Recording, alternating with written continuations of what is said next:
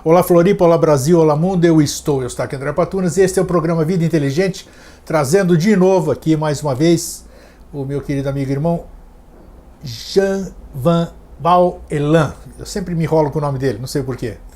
Rogério de Freitas, né? Fique tranquilo que eu também me enrolo com esse pseudônimo. Rogério de Freitas, mas tem mais um, não tem? Rogério de Almeida Freitas. Rogério de Almeida Freitas, isto. Então, Jean Van Elan é muito conhecido, tem 50 e tantos livros publicados já, Elan, ou não? Entre 40 e 50. Entre 40 e 50 e mais alguns que estão aí. Acho que é por aí. Estão aí no prelo espiritual, digamos assim. E hoje a gente tinha se proposto aqui a falar de alguns temas, mas eu achei por bem, devido a tudo isso aí que a gente está vivenciando, e eu estou aqui há 12 anos ouvindo meus entrevistados, e o interessante é que eu tenho um ponto de vista, mas eu tenho que ficar quietinho, né? Porque afinal eu estou entrevistando as pessoas, mas às vezes eu contesto aquilo que eu ouço, digamos assim, porque tem alguns convidados meus aqui que vêm e olham o mundo com muito otimismo, né?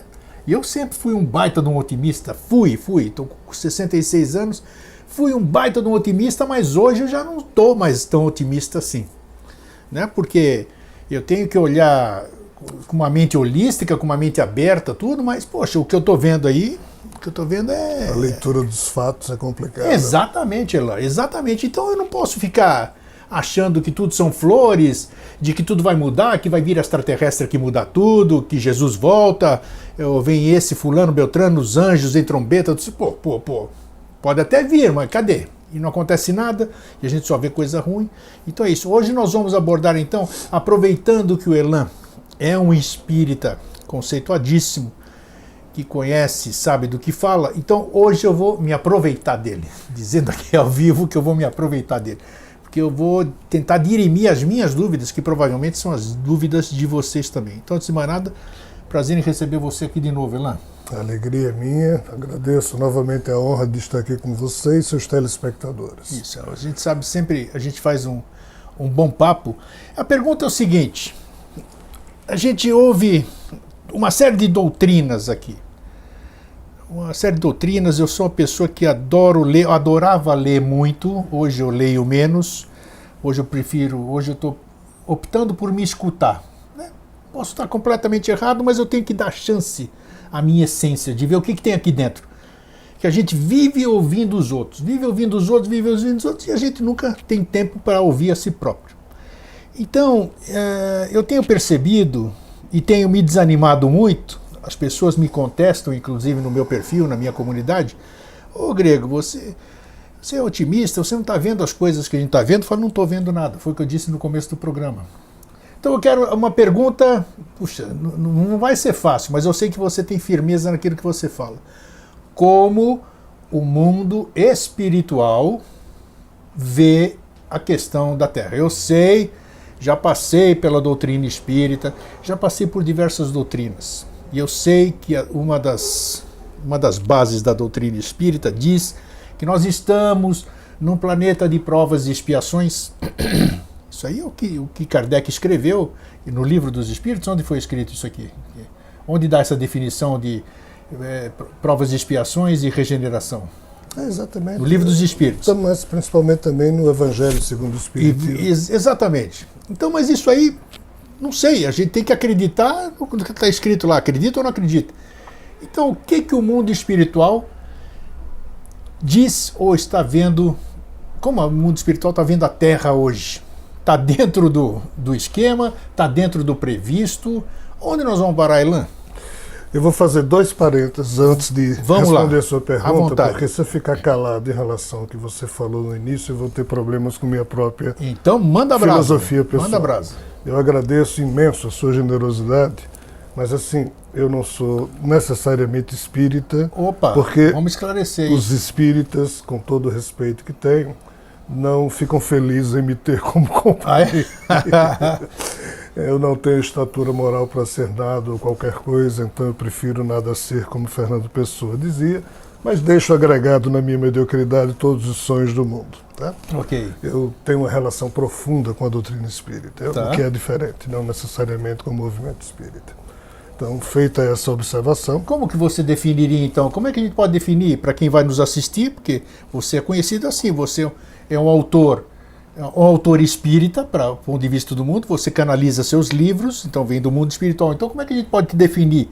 Já que você, propriamente, você está dizendo que você não é espírita propriamente dito. Como é que a gente te define, assim, um escritor o quê?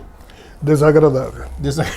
Pô, esse título não existe. É isso, mas basicamente é isso, porque quando você trata de assuntos filosóficos que se transformam em religião, os que abraçam aquilo como religião querem apenas ver reafirmado aquilo que eles já acreditam. Isso é verdade. Então, na hora em que você, entre aspas, se servindo da fonte que, em tese, mantém aquela religião acesa, produz coisas que não estão reafirmando aquilo que eles acreditam, então você é desagradável. Mas se a fonte é a mesma, o que implica dizer que há muito erro nessa história, e provavelmente meu.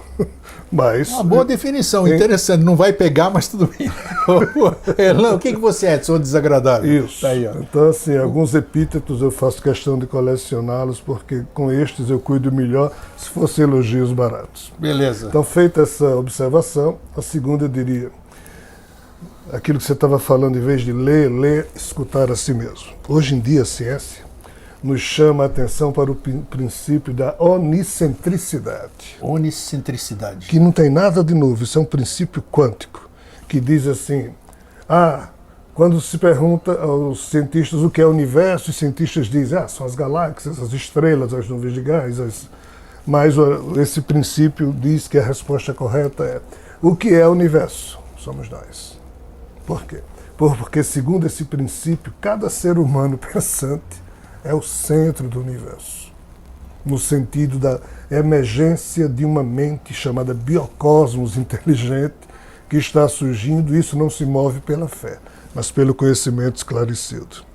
Aí você se espanta quando percebe que há mais de 5.000 anos atrás, na cultura bramânica, existia o conceito do Brahmasmi, que é a mesmíssima coisa, em que diz, leia, busque elucidação, busque esclarecimento, mas não deixe de escutar você mesmo, porque o universo escuta ou aprende através do nosso aprendizado, através daquilo que vem de dentro da gente. Então, é fundamental isso que você falou na minha ótica. E aproveitando, já que você está comentando sobre isso, um parênteses abrindo aí, por que o ser humano, você citou 5.000 anos atrás, por que o ser humano continua tendo dificuldade, apesar de quase todas as doutrinas, filosofias, escolas iniciáticas, seja lá o que for, falarem a mesma coisa, por que o ser humano continua tendo dificuldade de acessar a si próprio? Porque há 5.000 anos nós estamos desenvolvendo um vício de adquirir ignorância inconscientemente, porém colecioná-la de modo consciente, voluntariamente.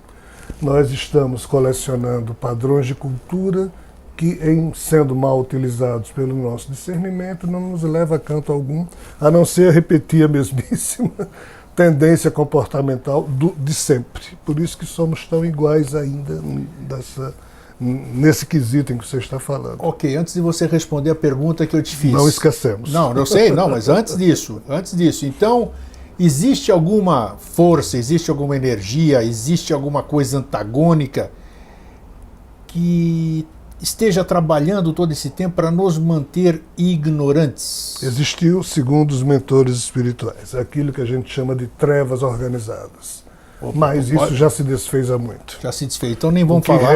Hoje em dia, espírito obsedado está desempregado, porque a maldade, a estupidez, a ignorância correm por nossa própria conta, por tendências e inclinações alojadas nesse processo de adquirir ignorância voluntariamente acumulada. Os próprios espíritos obsessores, como a doutrina espírita fala, aqueles encostozinhos desagradáveis, eles ficam desempregados, porque a gente não precisa que ninguém nos empurre para a gente continuar a produzir cretinice. Infelizmente está no DNA e no nosso psiquismo. Então não há trevas. Essa coisa da gente colocar culpa pelo que somos nos ombros de figuras invisíveis, ou seja, mesmo as visíveis, tipos políticos, não cola. Pode existir problemas, mas cada um de nós é qual toda a realidade. Porque a gente tem falado nas comunidades aí, A gente filosofa muito, isso é muito bacana, porque a gente aproveita bem a comunidade, né? A comunidade virtual. A gente aproveita para o bem, a gente tem assuntos elevados, tudo. A gente diz que o problema do planeta é o homem, que o ser humano não teria dado certo.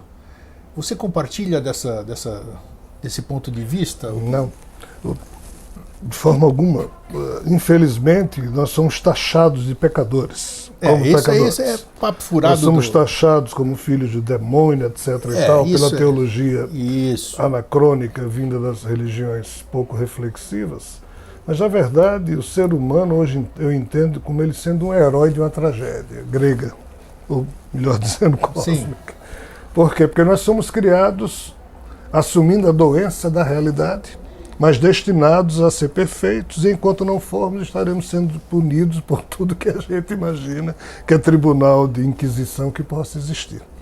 Então, nós, como somos os produtores da realidade também, nós nos autopunimos, mas esquecendo que antes do homem se tornar real, já existia uma realidade que é doente, que é a realidade da vida. A vida, ela é fria. Quem empresta dignidade e beleza à vida somos nós. Quando você vê... A vida é fria. Sim, quando você vê alguém com mal do Parkinson, 10 anos em cima de uma cama. Sim. Apodrecendo, toda uma família ali cuidando. Aí os espíritos dizem, é karma. Não é. Ah, você tocou num assunto legal. Eu também discordo. Porque alguém criou algo que não soube finalizar, isso e aí. Em havendo morte desse tipo, não há dignidade, mas quem ama empresta dignidade ao sofrimento. Então, os que cuidam de alguém nessas condições é que dão dignidade à morte daquela pessoa. Me surpreendo, eu te conheço há muitos anos, mas me surpreendo. Talvez eu não tenha te entendido, né, até agora, mas me surpreendo porque o que você fala está batendo com aquilo que eu penso também. Porque esse negócio de dizer que toda desgraça humana é karma é coisa simples. Então atribuo tudo ao karma, não estou fazendo nada, já fiz, eu estou sujeito ao karma, vou conviver assim, vou aceitar isso e acabou. Por isso que eu sou desagradável enquanto Não, mas espírita. Não é desagradável. Eu sei que aí vem cacetada. Não as pessoas não gostam de ouvir verdades, né? Vamos à pergunta? Vamos lá, então, mas foi boa a introdução exatamente para isso tudo aqui. E aí? Como é que esse mundo espiritual, espíritos, sei lá como é que nós vamos denominar, eu vou deixar por sua conta, como é que eles estão vendo o Criador, Javé, não sei nominar. Vamos a uma outra resposta pouco agradável. Vamos lá. Os espíritos dizem à humanidade aquilo que, entre aspas, como eles próprios deixaram claro no Livro dos Espíritos, a época, os médiuns, a cultura, o chamado Zeitgeist, o espírito daquele tempo permite. Os espíritos não podem falar de assuntos cujos médiuns daquela época não estejam minimamente tem que preparados, com sinapses cerebrais. Afinal, eles são os intermediários da informação. Então, os espíritos, caso saibam mais que a humanidade, são reféns do que a humanidade pode aprender num determinado período. Tá. Então, na hora em que se taxa a Terra como um planeta de expiação e provas, dizendo que somente aqui encarna... Você está de acordo com essa afirmação? É uma constatação, mas não pelo pano de fundo que a doutrina espírita disso retirou, e é agora que eu vou dizer a coisa desagradável. Ótimo. Eles poderiam ter dito outra coisa, só que para os humanos talvez fosse muito duro. Então eu vou tentar dar um exemplo aqui, nada politicamente correto, de como nós vemos as coisas de um modo quando a gente poderia ver de outro. Maria, mãe de Jesus. Ela é divinizada desde o Concílio de Trento, como sendo, na verdade, desde o Concílio de Nicéia, quando Jesus foi igualado a Deus, então Maria deixou de ser mãe de um homem, tornou-se mãe de Deus, o que é complicado. Mas assim, Maria então foi divinizada como tendo sido aquela mulher que foi escolhida por Deus, dentre todas as mulheres da face da terra, escolhida por Deus para vivenciar o mistério amoroso da encarnação de um filho enviado, etc, etc. Então, hoje, 2000 anos depois, a gente olha para Maria, mesmo vendo o sofrimento dela enquanto mãe, ao ver seu filho sendo crucificado. E ela sabia que seu filho era um homem tremendamente amoroso, justo, filosoficamente superior, com poderes, e que havia nascido de uma forma estranha. Ela sabia disso. Então, esse é o mito que hoje nós temos, de que Deus maravilhoso escolheu Maria maravilhosa para ser mãe de um filho maravilhoso. Vamos ver de outra forma? Vamos. Vamos lá. Que tipo de Deus maravilhoso engravida uma jovem de 15, 16 anos, sem ela ter tido concepção, ter tido relação sexual?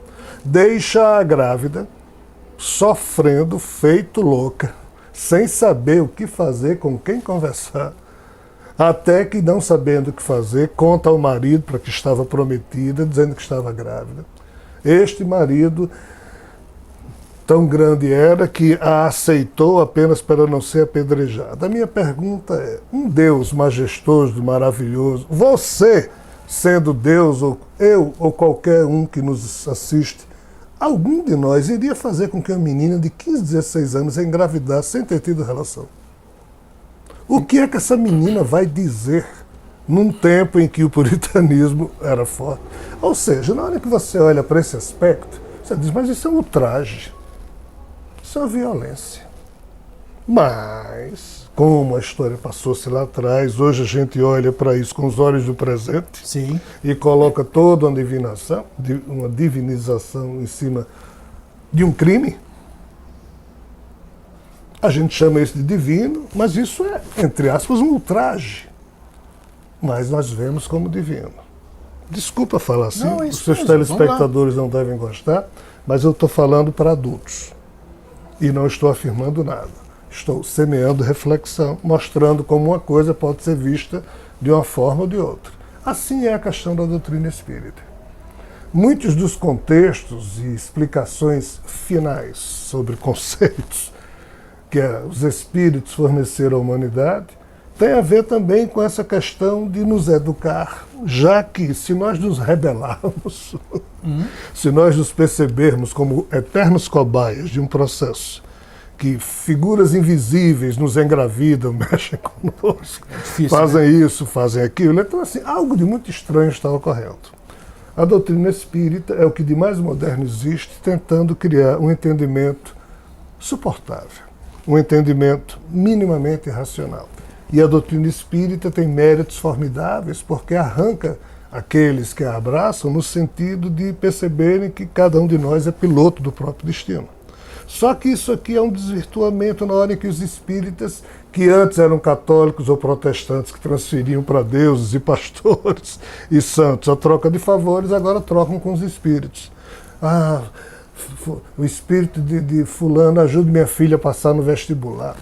É assim mesmo. É a nossa infantilidade em querer que os céus protejam meu filho prejudicando o seu. E isso faz parte da nossa infantilidade. Mas eu gosto, agora já que você responde tudo, nós somos espíritos, eu, você, todo mundo aqui.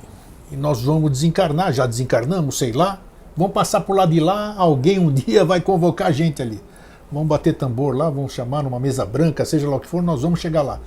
Nós vamos chegar lá e eu percebo o tempo todo que eu militei no espiritismo, no espiritualismo, onde vamos nominar de qualquer forma, quem está se manifestando, vamos chamar de espírito, vai? O espírito está se manifestando, ele tem tudo isso aí que você acabou de dizer, a escola da vida dele, falaram que isso aí, que alguém nasceu, que Deus escolheu Maria como mãe de Jesus, e ela, quem fecundou-a foi um anjo que apareceu para ela de noite. Então, como é que fica? Essa é uma pergunta que eu sempre gostaria de fazer e você acho que é a pessoa apropriada. O que está de lá não está levando as mentiras, entre aspas, né? As verdades entre para o lado de lá. Ele não está postergando uma mentira ou eternizando uma mentira. Como é que esse é o problema? Nós achamos que entendi, sim. Nós achamos que o lado de lá sabe mais que o lado de cá. É ótimo você abordar isso. Mas assim, o bem não está institucionalizado no lado de lá. O lado de lá, como Kardec dizia muito claramente, somos nós. Nós quem? Os espíritos que nos animam. Isso. Que ainda cuidam desses trastes aqui no sentido de dignificá-los, mas que também vão aprendendo aos poucos. Os espíritas esquecem algo muito simples. No livro dos espíritos está dito, os espíritos foram criados simples e ignorantes. Isso então não eram grande coisa, não eram nada, eram simples e ignorantes. E na medida em que foram vivenciando as mônadas nos reinos existenciais das naturezas planetárias do universo, reino vegetal, reino animal, foram escaneando, vamos usar uma expressão moderna, tá. Os algoritmos vindos dos arquivos comuns à natureza cerebral de cada espécie, e assim uma outra convenção cerebral foi assimilada pela mente espiritual. E isso vem até que essa mente espiritual, que não é ninguém, nunca teve uma identidade, é só um repositório, uma coleção de convenções mentais de animais e vegetais, um dia se humaniza. Em se humanizando, passa a ter uma individualidade, mas isso não implica que no início tinha. Então essa individualidade, pelo próprio espírito, é considerada falsa. Por quê?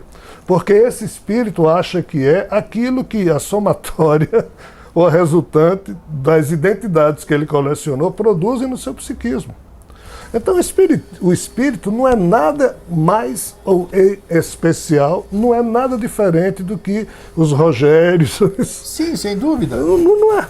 Então assim, nós... Você vai carregar para o lado de lá, vamos chamar de lá exatamente o que você é. Equivocadamente, o romantismo de nós acharmos que alguém cuida de nós, que tem que ter alguém melhor do que nós fazendo algo, e o movimento espírita criou isso, não Kardec, mas toda uma literatura que surgiu depois, colocando na espiritualidade um canto maravilhoso e aqui um canto pecaminoso. Verdade, isso está furado, está errado. Dizem que a verdadeira vida é do lado de lá e fica a espiritualidade superior, que é outra história, isso provavelmente sim é esse bem institucionalizado, é esse lugar maravilhoso, mas os espíritos que se comunicam a todo momento conosco, os nossos espíritos, quando daqui saem, se é que saem, vão para lá, ou talvez já estejam lá e de lá, tipo a Matrix, apenas cuidam desses corpinhos aqui, eles estão, entre aspas, dentro do mesmo padrão de experiência, não são superiores. Bacana você dizer isso. Muito então, bom. Quem fala conosco em reuniões espíritas é Rogério Eustáquio desencarnado. O problema é quando a turma chama São Eustáquio, aí ferra. Pronto, aí já começou. Porque distorce, entre aspas, a realidade do processo, que são consciências que trabalham em níveis distintos de um processo que ainda está em curso, que se ajudam, mas os daqui são levados a divinizar os que estão lá. Isso aí está errado. Olha aí, ó. Pode ficar bravo, mas é bom. Pelo menos a garganta dele não vai ficar doendo, né?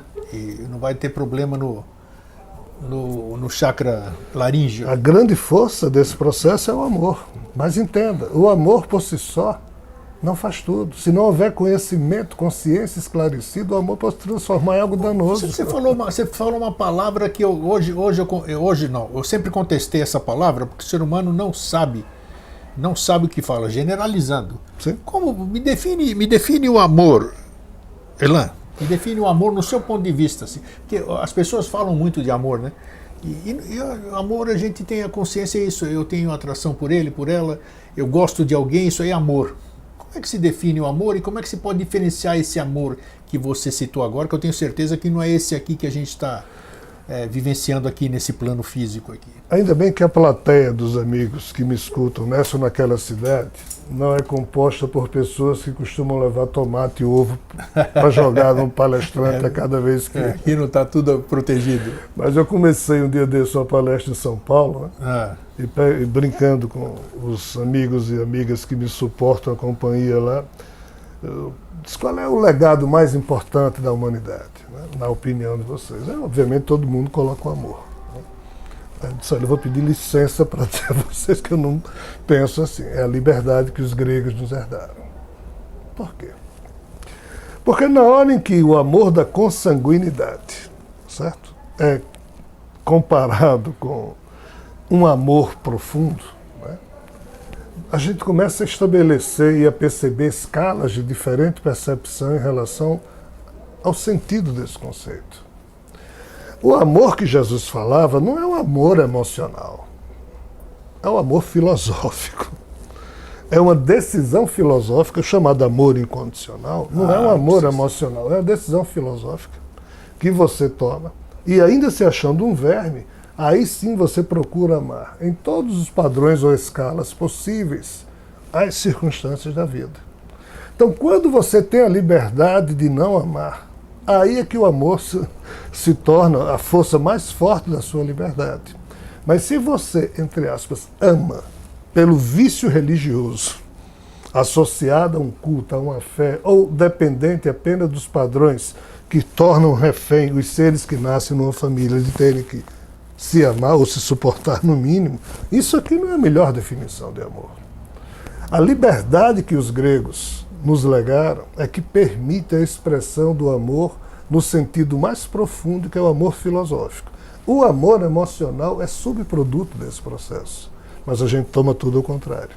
A gente vai o amor, ou vê o principal conceito do amor como sendo a emoção, que a emoção chega antes que a reflexão. Sem dúvida, sempre. Né? E a gente vai se movendo por isso. Que seja, já está ótimo. Feliz de quem isso sentir. Mas o ensinamento que os espíritos deram para a humanidade foi uma humanidade infantilizada. Expiação e provas. Os próprios espíritos disseram, voltando à pergunta, isso é um mundo de expiação e provas, mas está em transição para um mundo regenerado. Onde aqui, não espíritos perfeitos, mas espíritos menos necessitados de provas, somente estes poderão nascer a partir de um certo período para ver se a Terra melhora. Aqui, o tipo de amor a ser verificado não pode ser o emocional, porque o emocional passa. O amor emocional funciona durante algum tempo, durante nós dois, durante um casal. Exatamente, é assim. Mas o amor filosófico, um casal, entre aspas, pode ou deve ficar junto, não se movendo por amor emocional, mas pelo amor filosófico.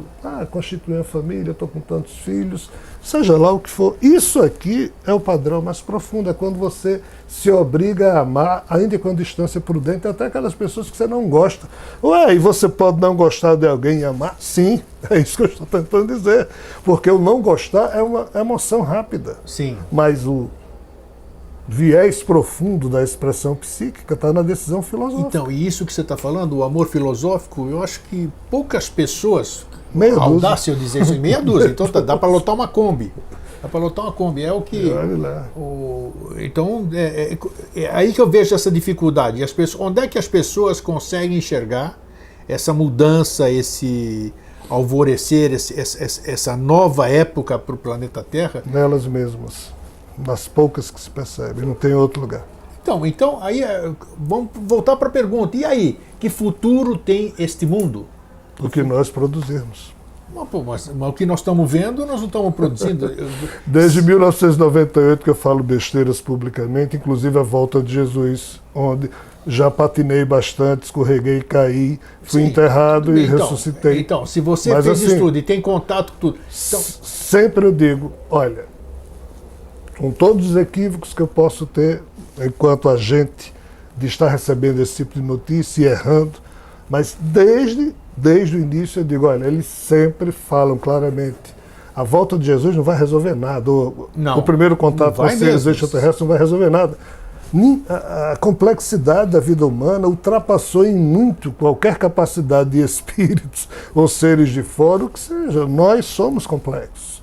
Ou nós despertamos para o amadurecimento do real significado da nossa existência, naquilo que a gente pode construir como sendo a nossa percepção, ou estamos ferrados. De que forma? Ainda esses dias aqui, ontem, antes de apostando que a única solução que eu vejo, eu fui criticado, mas eu me exponho mesmo, eu me emito a minha opinião. Eu disse que seria uma nova hecatombe, alguma coisa, o que aconteceu com os dinossauros, né? A erupção vulcânica de quase 1000 anos que deixou a Terra quase sem vida aqui, um asteroide bater aqui, seria esse tipo de solução. Mudar a consciência, Elan, eu acho muito difícil. Olha. Sim e não. Geologicamente falando, olhando o tempo aí da Terra, nós já passamos por 4 grandes extinções. Tá? Sim. Os dinossauros é uma delas. Né? Mas assim, talvez os espíritos dizem que a gente não vai passar por nada disso, mas os problemas ambientais, tem aquela brincadeira, né? Deus perdoa sempre, o homem às vezes, a natureza jamais perdoa. Né? Então assim, os problemas ambientais advindos dessa adequação da Terra nesses tempos que estamos vivendo, de eventos extremos, e é factual, é fato. Não, são coisas cíclicas, é constatação, cíclicas. Exatamente. Isso aí vai fazer com que os governos da Terra, em vez de gastarem dinheiro para apontar bombas uns para os outros, procurem, entre aspas, investir recursos para a sobrevivência planetária. Então, talvez esses dois... Mas depois que o estrago tiver feito. Durante o estrago, exatamente. Mas alguns estragos são lentos. Tá. É o que eles dizem. Então, assim, parece, respondendo a sua pergunta, e como é que o homem vai mudar a sua consciência se é que muda? Que aquela história de que a vida escolhe e o tempo é o professor dos burros. Né? Então, quando nos falta a sabedoria, o sofrimento é o que nos convida à aprendizagem. Então, parece que está chegando, e é por isso que a visita de seres de fora é só oi, oi, tchau, tchau, só para vocês saberem que não estão sós, mas o resto é com vocês. Os problemas ambientais que vão começar a qualquer momento, segundo o que se sabe, é que convidarão o ser humano a mudar esse padrão, sair da infantilidade para uma maturidade existencial. Talvez essa mudança de consciência, ela possa vir. Veja bem, o que é que a história nos mostra? Quando o mito do surgimento do ser humano ele é produzido, ele traz uma notícia absolutamente estranha. Que o ser humano nasceu com um padrão de sagacidade que nem os tais deuses tinham. Tanto que os próprios deuses se chateiam, ficam absurdamente surpresos, e o próprio, entre aspas, Deus, criador dos céus e da terra, segundo a Bíblia conta, expulsa os seres humanos do jardim porque não era aquele o projeto. Mas na hora em que parece que alguém perdeu o controle sobre a programação genética de mais uma espécie Sim. de cobaias dessa reserva natural planetária que deve pertencer a alguém, aí alguém disse, perdemos o controle genético, mas os homens agora estão, eles por eles mesmos, colecionando o que é certo e o que é errado. Nós não podemos deixar que seja assim, porque eles talvez se multipliquem e dominem tudo isso. Já que não podemos mais condicioná-los pela genética, vamos condicioná-los pelo psiquismo. Então começaram a aparecer para os Adão e Eva da vida e dizendo, se vocês fizerem isso, a gente vai punir. Se vocês fizerem isso, a gente vai dar comidinha. É igual a gente adestra os animais. Então os seres humanos, eles nasceram condicionados com uma trava que os impedia da liberdade psíquica. Estranhamente, o mito de Pandora, o mito de Eva, fazem com que as mulheres tenham libertado os homens, inclusive os influenciando a seguir os passos dela. Aqui, a humanidade se liberta, mas aí alguém vem e, não podendo mais manipular a genética, cria um condicionamento psíquico através das religiões. Quem é esse alguém, Erlan? Quem é esse alguém? Que nome você dá a esse... Aí eu escrevo um bocado de bobagem sobre esses sujeitos. Sim. Aí entra os mitos de rebelião de Lúcifer, os mitos de um criador complicado, então, que é a questão do Javé. Você tenta dar uma forma inteligível a esses fatos que são reais. Eu tento traduzir as notícias que seres estranhos me passam sobre esse contexto, mas sem a menor pretensão de que há qualquer dose de verdade, porque eu sou muito pequeno, erro bastante. Mas em tese, se eu tivesse que repetir o erro de todos os meus antepassados, que ao receberem revelações acham que estão recebendo o correto, eu diria que as gerações futuras vão olhar com olhos diferentes para os livros que atualmente eu tenho produzido. Legal. E se você perceber, isso não é nenhuma coisa para agradar, vamos dizer, você vai ver que todo mundo errou. E isso aqui as coisas, o que você vê hoje, nós temos a liberdade, a capacidade de modificar. Então o que você está vendo hoje é uma certeza, amanhã já pode não ser, mas a hora que você viu era certeza. E eu sempre falam de Casey, falam de Nostradamus, falam de todos esses profetas que passaram por aqui. E eu digo para as pessoas aqui, né, porque as pessoas adoram idolatrar. Me mostra ali quantas profecias desses caras deram certo. Então não é assim, é uma coisa cíclica. Agora, me chamou a atenção enquanto você falava, eu tenho que aproveitar Você falou da mudança de consciência. A mudança de consciência, ela tem que ser, no meu ponto de vista, ela tem que ser natural. Não adianta você me dar um susto, não adianta você me privar de alguma coisa e me fazer eu mudar a consciência. Ela pode mudar por conveniência, até eu me refazer do que você fez comigo. Como o mundo espiritual vê, ou como você vê essa mudança de consciência? De que forma? De que forma tem que ser natural? Sendo natural, ela vai ser permanente. Se for alguma coisa forçada, a hora que eu estiver na minha conveniência de novo, tchau, consciência. Eu vou... Quando você não tem dinheiro, você passa 10 anos vivendo à míngua, morando na rua, tal, de repente você acerta na loteria. Você vai mudar o seu padrão de vida, mas não foi uma coisa... Foi uma facilidade que você teve. Como é que se adquire essa consciência que todo mundo fala, Elan? Meus convidados já falaram, eu leio nas comunidades, tudo. Mudar a consciência. Como se muda verdadeiramente uma consciência da humanidade? Somos nós aqui. Só uma forma, esclarecendo o conhecimento que se pensa ter. O nível de compreensão que nós, seres humanos, temos precisa ser remodelado por nós próprios. Mas, no momento, nós somos uma geração de humanos totalmente incapacitada para fazer isso. Então, quando você fala um negócio desse na palestra, todo mundo começa a falar por dentro. Oh, caramba, eu vim aqui para ouvir ele e não me deu resposta nenhuma. Porque eles querem levar a resposta pronta.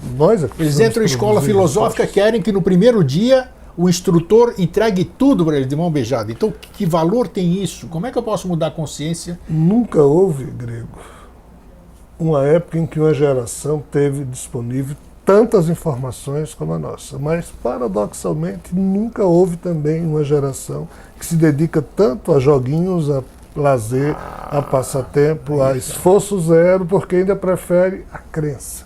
A crença é um conforto. Pensar é um esforço grande. Então, assim, nós somos minimalistas. Nós queremos que outros produzam para a gente e tragam fruto e nos coloquem na boca. Exatamente. Que é o que você estava dizendo. E a coisa não é de fora para dentro, é de dentro para fora. Cada ser humano tem que primeiro ter uma alma, um psiquismo, ou seja lá o que for, que o motive às buscas mais ousadas da existência. Né? Se você só produz para manutenção da sua sobrevivência material, se o foco da sua consciência é isso aqui, e infelizmente a maioria da humanidade é assim, você vai cuidar disso aqui. A natureza animal do seu psiquismo vai sempre estar superior ou dominando a natureza espiritual da sua alma, que nem tem como se expressar aqui. Agora, quando você inverte, as pessoas que buscam algo mais são essas, tipo nós, que com todos os defeitos, todas as nossas feiuras, mas pelo menos a gente continua buscando. Com certeza. Com otimismos, pessimismos, realismos, com acertos. Mas buscando. Buscando sempre. Essa questão de nunca desistir, e por favor, não é porque a gente seja brasileiro ou grego que a gente não vai desistir. O nacionalismo aqui já morreu há muito tempo.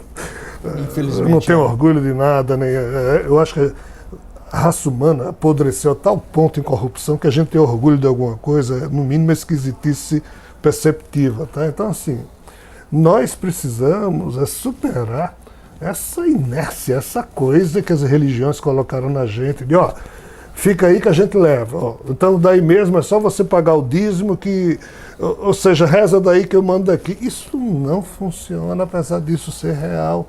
Isso atende os princípios básicos do desespero da sobrevivência, mas não atende ao refinamento que um esclarecimento na compreensão que você tem é que faz você evoluir.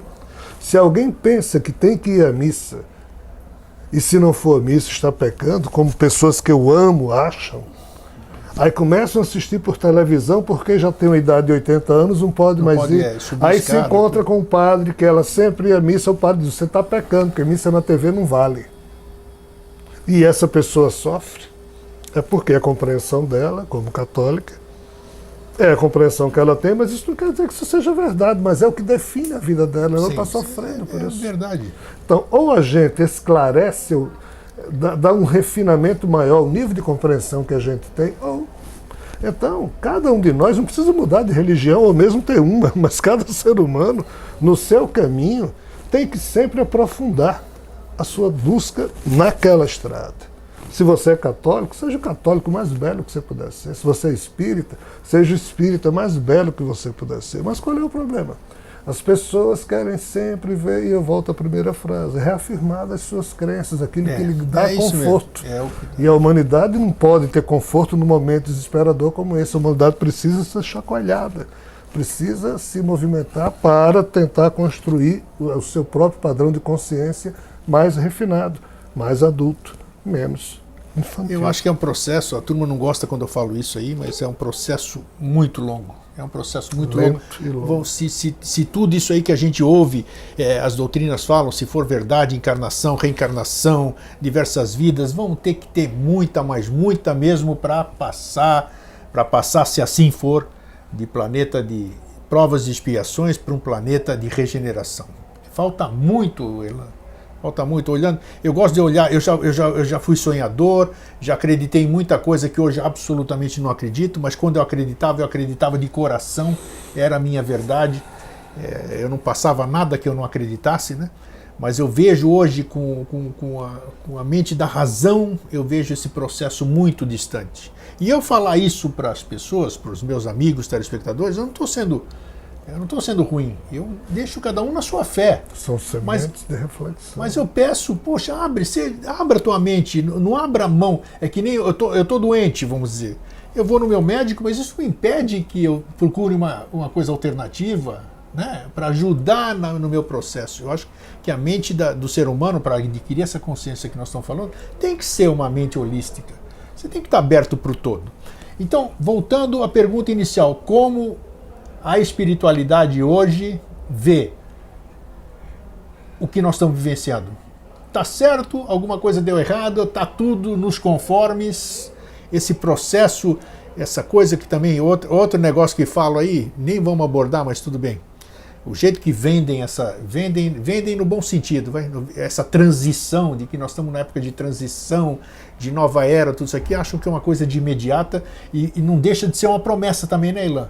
Estão vendendo uma promessa de que vai acontecer alguma coisa e tudo vai melhorar como num passe de mágica e só os escolhidos estarão ali. Então, como a espiritualidade está vendo o nosso processo hoje? Olha, na minha pequenez, eu lido com os amigos espirituais há mais de 3 décadas. Tá. Entre erros e acertos de percepção de minha parte, caso tenha existido algo no sentido positivo, a coisa mais clara que existe para mim é que o bem não existe de per si, né? O bem existe no seu coração, no meu, no coração das pessoas, mas fora disso ele não está em lugar algum. Coaduno com o seu ponto de vista. Não existe, somos nós que criamos, somos nós que levamos essa tocha, esse bastão, tá? Passando um para o outro o tempo todo, e assim é a vida. Só que a gente pensa e espera frutos de um bem institucionalizado, isso, que externo, que nos mantém inerte, numa inércia ridícula, infantilizada, e as religiões se aproveitam disso para manter todo mundo controlado, né? Então, assim, não virá, ou seja, não virá transformação.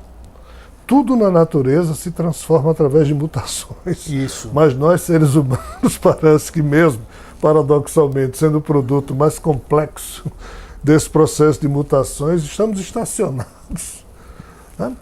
Então, nós estamos atrasados no processo, então? Totalmente, mas assim, a espiritualidade, ela não, pelo que eu deduzo do que os amigos dizem, não há nada pronto, mas também não há nada a ser aplaudido. Sim. Também não há nada a ser muito lamentado, por quê? Porque depende do ser humano. Depende de cada um. O bem, ou nós nos esforçamos para produzi-lo sempre, ou ele não existirá. Mas qual é o drama dessa época de expiação e provas que você se referiu? É que num momento de uma etapa planetária em que as expiações e provas é o que mais acontece, isso implica dizer o quê? Que expiação e provas pressupõem um mundo em que todos os habitantes que lá estão padecem de diversas doenças, tipo corrupção moral, ignorância profunda. Sob a perspectiva espiritual, diz que as mentes espirituais, as consciências particularizadas desses seres humanos ainda não evoluíram muito. E por aí vai. Ou seja, não há nada a ser aplaudido. Contudo, nós divinizamos sonhos e personificamos entes como sendo os donos desses sonhos para que eles nos deem aquilo que nós somos incapacitados de produzir. E nisso reside a nossa grande burrice. Sim. Nisso reside o grande crime das religiões, em não convidar os seres humanos a evoluir e dizer, não, esperem que vai ser dado. Porque Nietzsche critica duramente o cristianismo. Nossa Senhora. Com toda razão. Não é Jesus, é o cristianismo. Nietzsche dizia que antes do cristianismo, na cultura clássica grega, que foi a coisa mais inteligente que já surgiu na Terra, e Nietzsche não tem preocupação em ser politicamente correto.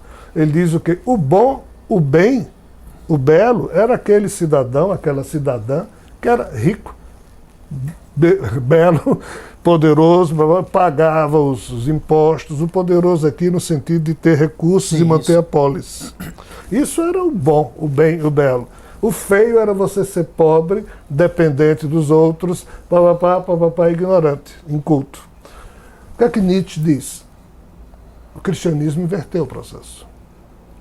O cristianismo terminou fazendo da riqueza um pecado. É mais fácil um camelo passar no buraco de agulha que um rico entrar no reino dos céus. Então transformou isso num pecado e transformou a pobreza em algo divino, em algo a merecer um prêmio depois. Isso é absurdamente complicado de compreender, mas só você tentando entender a fundo o que Jesus falou. Mas o que Jesus falou não é isso que nós depreendemos e transformamos. Isso que foi bom você dizer há uma diferença brutal do cristianismo que hoje a gente conhece do que Jesus de fato nos legou. Totalmente manipulado e... absurdamente manipulado, e um Jesus pasteurizado aí como cristão. Pouco importa, mas Nietzsche diz, o único cristão que ele conheceu na vida foi Jesus, o resto está longe de ser. Nietzsche é muito bom ler. As pessoas têm aversão a Nietzsche, mas é importante ler para você, essa mente holística que você tem que ter. Me diz uma coisa, para a gente chegar, o que seria, o fato de ser da doutrina espírita, dizer que existe, de que nós somos prova e expiação, eu acho que é um reforço para certos subjugadores da humanidade. Não vou nominar, né? Não, só para não ferir a crença das pessoas. Reforça, porque então, vocês estão aqui para sofrer, por isso aqui em função de um pecado original, aquela velha história que você sabe. Então, quando no seu ponto de vista ou na informação dos seus amigos espirituais, nós poderemos, a nossa passagem para um planeta de regeneração, ela será gradativa, passarão todos, não passarão? Como é que é essa história? Vai todo mundo? Vai por etapas? Terrivelmente gradativo. Segundo eles, desde 1989. 89, tá. Quem morre desde julho de 89... Opa, vamos lá. Já recebe a sua carteirinha de matrícula para o mundo regenerado, para a próxima vida, ou já está sendo exilado. A quantidade de espírito que está sendo exilado é impressionante, é dolorosa. Espíritos o quê? É exemplo de um aluno que cursa a mesma matéria há 5 anos, faz as mesmas perguntas, ou seja, atrapalha o desenvolvimento dos demais daquela classe. Os professores não aguentam mais aquele aluno, nem o diretor da escola. E esse aluno é convidado a sair da escola. Vai procurar outra escola. Isso. Então, esses espíritos, todos nós que estamos aqui na Terra, segundo essa perspectiva espiritual, já tivemos as mesmas oportunidades. Já pagamos as mesmas matérias no currículo previsto para o aprendizado da consciência particularizada que mora aqui na Terra. Mas aqueles alunos que, mesmo tendo tido todas as oportunidades, não apresentam uma média mínima de tendência ao bem, ainda são espíritos tendentes à desagregação, ao mal. Continua o processo reencarnatório, mas em outro lugar. Em outro lugar. Então, paulatinamente, até um momento em que eles situam, em meados desse século XXI, vai existir um momento em que nenhum espírito mais necessitado de expiação e provas... O que diabos é um espírito necessitado de expiação e provas? É um espírito cuja bagagem espiritual só tem... Eu ia usar uma expressão um pouco agradável, mas só tem porcaria. Arquivos totalmente doentios. Tá? Esses não nascerão mais aqui na Terra. Então, os que vão ficar, não é que sejam bonzinhos, nem superiores. Sim, entendi, claro. É apenas a turma que tem tendência ao bem. Sim, tendência ao bem. Mas ainda são corruptos. Tá. Nós, seres humanos, padecemos da corrupção, da doença dessa realidade. Então podemos considerar que a população encarnada da Terra de hoje não tem um flor que se cheire. São todos, digamos assim... farinha do mesmo saco. Farinha do mesmo saco, muito bem dito. Tá. Um ou outro avatar que aqui chega tem uma condição mental e espiritual totalmente diferente da média humana, mas também tem problemas a superar na sua cota pessoal de progresso, tipo um Jesus e um Sai Baba. E a gente fica falando, nós estamos limitados ao nosso tempo, espaço e tempo terreno, físico, e o tempo do lado de lá. A gente fala do lado de lá, que pode ser aqui onde nós estamos sentados, né? Sim, isso sim. aqui, né? É totalmente diferente, é atemporal, né? Alguns níveis a gente pode jogar esse tipo de conceito, mas para outros há um tempo psicológico. Porque, veja só, fala sobre isso. O que se chama tempo, independente do conceito que a terminologia científica, mesmo sob o prisma da física quântica, ou mesmo da física clássica, tempo não é necessariamente movimentação ou sentido de espaço. O tempo significa transformação. Se há tempo e não há transformação, não há sentido em ter tempo. O tempo que existe existe apenas para que haja transformação. Por isso que tudo no universo se modifica a cada microsegundo. Dentro de um segundo tem 10 elevados a menos 43 trilhões e trilhões de pequenos momentos dentro de um segundo. A cada coisa desse microtempo está tendo transformação, nem que seja nos elétrons, que compõem a realidade mais estruturada. Então tudo é transformação. Então tempo é sinônimo de transformação. Na espiritualidade, há níveis que de fato não há transformação pelo aspecto deletério, pelo aspecto da incompetência dos níveis de consciências particularizadas que ali estão, que já apodreceram a tal ponto, implodiram a tal ponto, que funcionam como se vivessem em infernos ou purgatórios. De fato, o tempo aqui que eles têm é o tempo do pesadelo, porque eles não se transformam. Por isso que precisam voltar ao mundo das formas para curtir um novo tipo de tempo que permite uma transformação, nem que seja a nível de DNA, a nível molecular. Então, indo para o mundo espiritual, esse aqui não tem tempo, é um tempo de pesadelo. Mas tem um mundo intermediário, onde os espíritos que se comunicam conosco, aqui eles vivenciam sim um tempo, porque lá é possível alguns tipos de transformação na consciência particularizada. Mas se você vai para a espiritualidade superior, e de novo vem o aspecto da coisa não temporal, do aspecto atemporal. Mas o atemporal aqui é porque, em tese, não é necessário mais transformação evolutiva, já que estamos falando de espiritualidade superior. Claro. Que importa um conceito de perfeição, que nós humanos não deveríamos lidar com isso, mas usando as palavras que podemos, por isso que aqui não teria tempo, porque já é perfeito. Mas há faixas intermediárias da espiritualidade em que a noção psíquica de tempo, com buscas à transformação do progresso pessoal, existe, como existe nessa faixa de realidade que a gente chama universo biológico. Pô, interessante, hein? São pontos de vista que têm que ser analisados, estudados e pesquisados, né? E se encontra literatura sobre isso, Elan? Não, né? Sempre me perguntam, e a literatura, tem alguma indicação? Não tem. Tem muita coisa nova.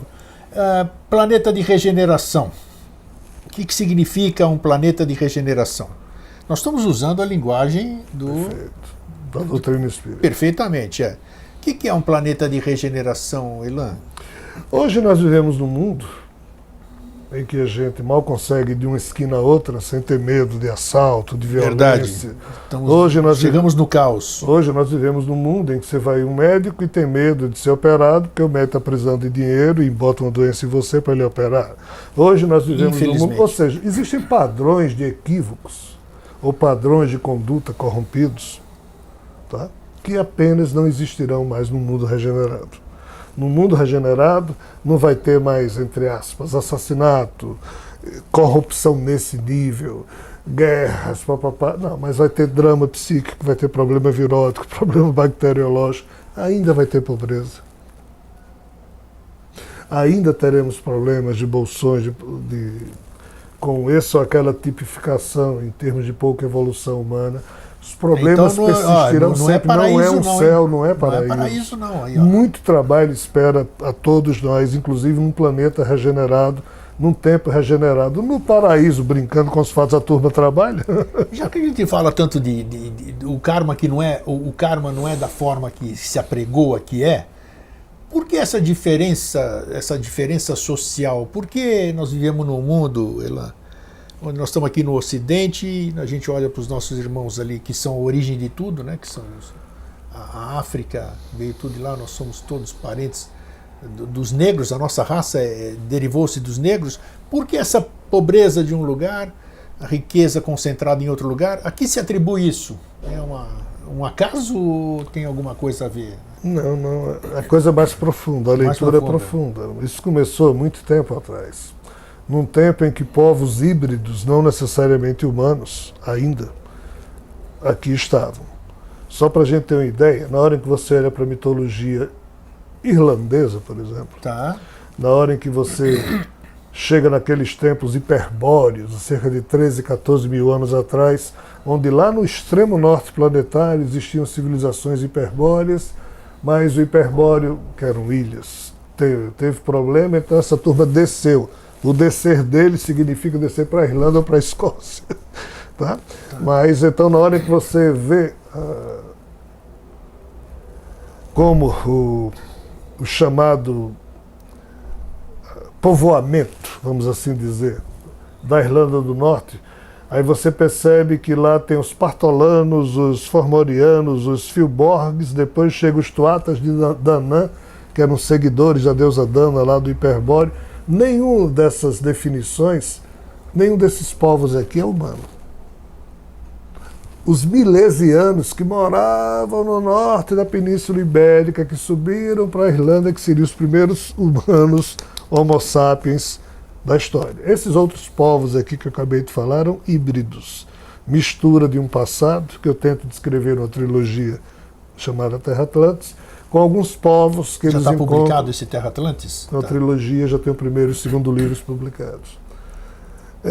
Então daqui surge um contexto civilizatório, mas isso aqui eu apenas usei para dizer que antes dos povos puramente humanos existiam outros. Tá. Na Irlanda, ou no norte, ou na Europa foi assim. Mas lá onde hoje é a Índia, foi onde começou essa história toda de riqueza, pobreza, As etc. castas. As As castas. castas. Quando, num tempo em que esses povos, que também estavam lá, mas com outros nomes, quando surgiu um conceito muito complexo de Dharma, que até hoje a humanidade tenta entender. Dharma é a coisa boa. Dharma é uma coisa neutra, desculpe. Neutra? Ah, é neutra? Porque Dharma, no sentido mais profundo, é apenas um dever sagrado, que a gente pensa ser uma coisa boa, porque essa palavra sagrado está aí. Claro. Mas qual é o drama? Na hora que você analisa o sânscrito e vai a fundo, o Dharma ele é um subproduto do Varna. Aí o que diabos é um Varna?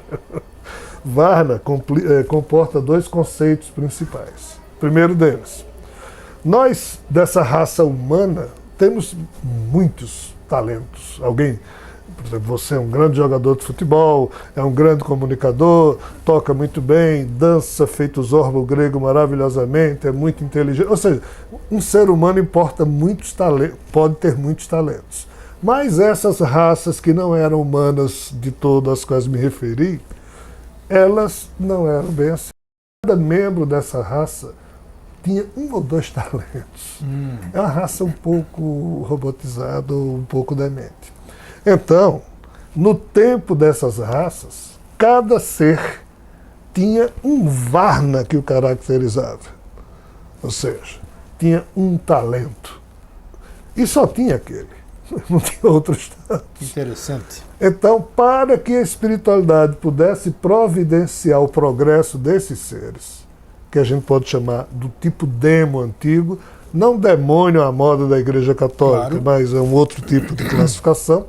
Até 2.200 anos atrás, lá quem é ali Em Alexandria alguém definiu que a coisa era diferente, mas até então existia Deus bom, Deus ruim, anjo bom, anjo ruim, demônio bom, demônio ruim, homem bom, homem ruim, mulher boa, mulher ruim. Mas a partir de Alexandria, uns 2.200 anos atrás, anjo ficou coisa boa e demônio ficou coisa ruim. A Igreja Católica pegou isso aqui e ferrou com o conceito. Mas nesse tempo, essa turma era chamada de demo. Então o Varna de um demo, ou seja, o talento de um demo, aquilo que ele foi engendrado para ser, ele já nascia engendrado para aquilo, nascia de uma outra forma, não da forma humana. Então esse Varna definia a sua casta, porque Varna também é conceito de casta. Então o Dharma dele era cumprir o dever que o talento que ele portava o obrigava a fazer para que a sua Varna, sua casta, sobreexistisse. Então, Kshatriya, por exemplo, que nascia já com a musculatura avantajada, que era adestrado, ele tinha a Varna de ser um grande guerreiro e tinha o Dharma de dar a sua vida em defesa do bem. Ou seja, aí entra a coisa boa que você falou no conceito de Dharma.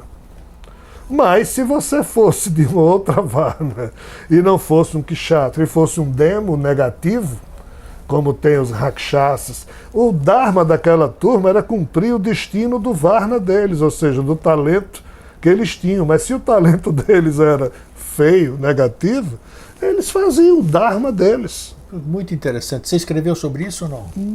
Não. Eu estou escrevendo uns 4 ou 5 livros, mas nunca publiquei nenhum. Tá. Um deles fala das castas hindus. Então, aqui, nesse tempo, surgiu um movimento de casta. Qual o drama? É que os humanos, do jeito que os milesianos herdaram lá na Irlanda essa civilização e começou a civilização humana e perdemos essas notícias, lá na Índia houve o mesmo processo. Os humanos que surgiram herdaram os conceitos de Dharma e de Varna, mas isso hoje está sendo aplicado na raça humana. Então, se você nasce numa determinada caixa na Índia, você só pode recolher fezes, é um horror, juntar fezes para vender quilos de fezes para poder ter dinheiro.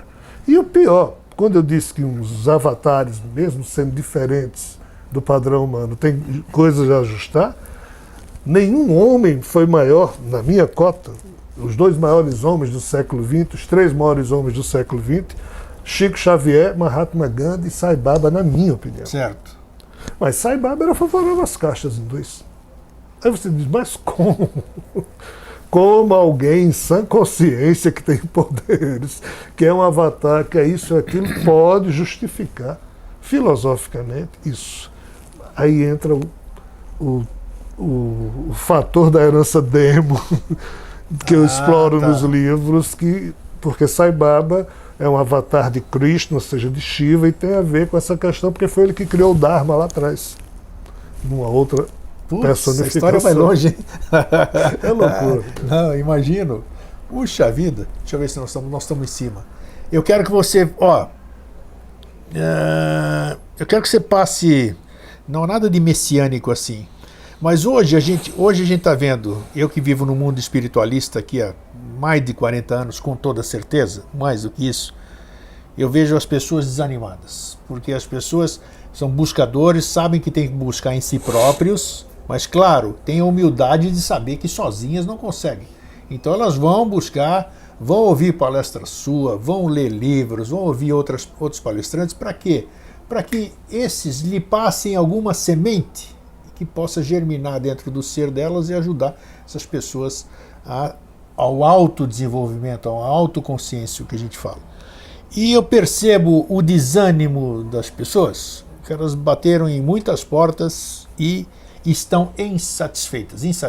Ou seja, nenhum caminho que elas percorreram ajudou-as, estou generalizando, mas são as pessoas que eu convivo. Nenhum caminho que elas percorreram ajudou-as a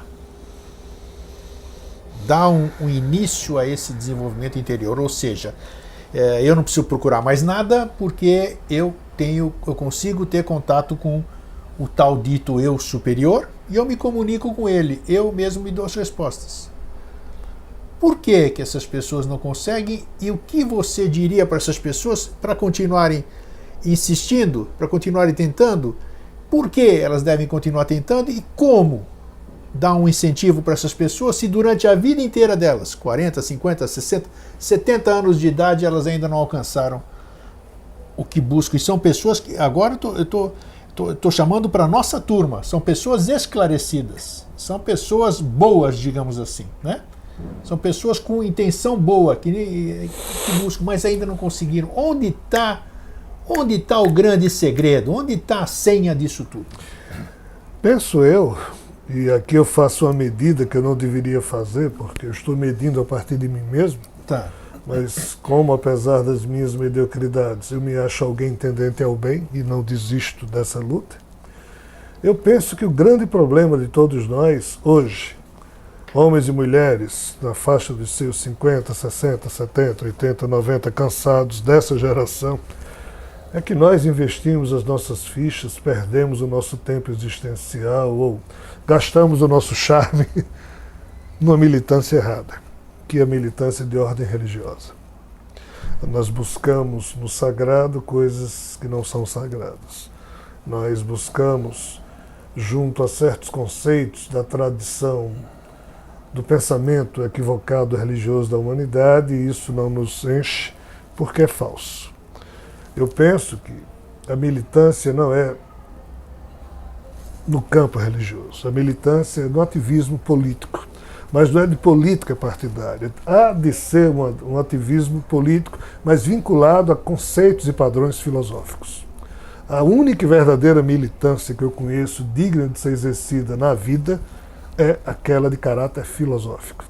É quando o ser humano tem um conjunto de princípios e propósitos, certos ou errados, mas que ele julga ser a sua Bíblia e não a que outros escrevem. Perfeito. Em que ele, com tudo que ele viu até hoje, achou certo e errado, ele faz a leitura dos fatos, certo ou errado, voltamos à sua primeira fase do programa, de escutar a si mesmo, e ele vai. Para onde? Ele vai plenamente alinhado, colocando naquela direção as palavras, os sonhos, as atitudes, mas de acordo com aquilo que ele concluiu como sendo o lado menos feio ou mais belo da vida. Então é tipo, já que eu falei em Gandhi, encerro aqui minhas palavras novamente citando Gandhi. Gandhi, sem que o tivesse desejado, tornou-se na maior expressão política, na maior expressão filosófica de unir teoria e prática que eu conheço. Gandhi pegou o Evangelho de Jesus e praticou o tempo inteiro, dando a segunda face, a outra face para os inimigos baterem. Foi. É uma coisa impressionante. E é uma história que pode ser comprovada, porque é política, é real, é recente. Ele era profundamente religioso, mas o seu ativismo era filosófico-político. Isto. Mesmo com a religião dele, que eu não concordo nem um pouco com ela. Mas é o meu herói em termos de ativismo filosófico-político, que é que Gandhi dizia, resumindo todo esse nosso cansaço. Você quer que o mundo seja legal? Você quer que o mundo seja um lugar honesto? Torne-se você a pessoa mais honesta que você puder ser. E o que? Seja você a transformação do mundo. Se eu quero que o mundo seja um lugar onde o amor existe, eu tenho que ser o homem mais amoroso que eu puder ser, ainda que eu seja um poço de defeitos.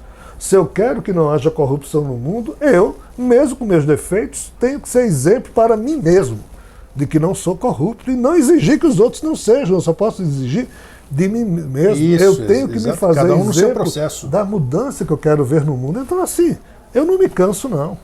Por mais que eu erre, caia, se me restar 2 gramas de oxigênio para viver, enquanto eu existir, não por Deus. Por você mesmo. Pelo bem que eu sei que há no seu coração e no meu, e nós somos homens menores, eu sei que há um bem no coração de muitas pessoas na Terra, então só por esse bem, vale a pena.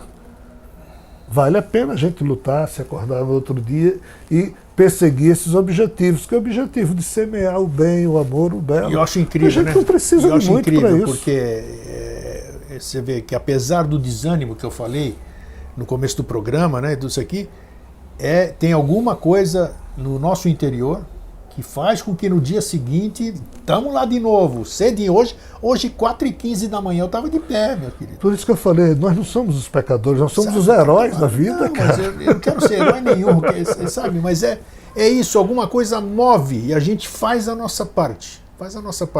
Agora, Eu acho que o seu recado foi maravilhoso, tomara que as pessoas captem, né? Agora, isso que você falou, eu já fiz, e, por exemplo, a minha família se horrorizou com a minha mudança daquelas coisas que eu acreditava e eu resolvi não, eu tenho outro ponto de vista hoje. Não sou contra nada do que as pessoas fazem, mas eu já não faço mais o que elas fazem, né? E isso choca. Então você tem que ter essa determinação. Não vou nem chamar coragem, porque coragem é uma palavra forte. Determinação de buscar. Eu acho que as dicas ficaram bem. Olha, eu sou-lhe eternamente grato, Elan, porque a gente está aqui como instrumento, né? Passar alguma coisa, eu sei que você não quer nome, quando você passar por lado de lá, você não quer uma Rogério de Almeida Freitas lá em Natal, uma rua com seu nome? Isso aí não interessa coisa nenhuma. O importante é a gente estar aqui vivendo, sorrindo, fazendo alguma coisa pelo próximo. Isso é que vale. A gente está aqui fazendo alguma coisa. Que passou do lado de lá, o trabalho é outro, sei lá, quando eu chegar lá, aí eu vou descobrir. Então, muito obrigado mais uma vez. Eu que agradeço. E o programa está sempre aberto para você. Quando você voltar a Floripa, vamos falar de outros assuntos. É sempre bom a gente compartilhar esse tipo de assunto que não é, infelizmente, nunca tem espaço na mídia, né? Não interessa para a mídia o esclarecimento. Então, muito obrigado. Né? E para vocês que ficam, um fraterno abraço e um feliz sempre.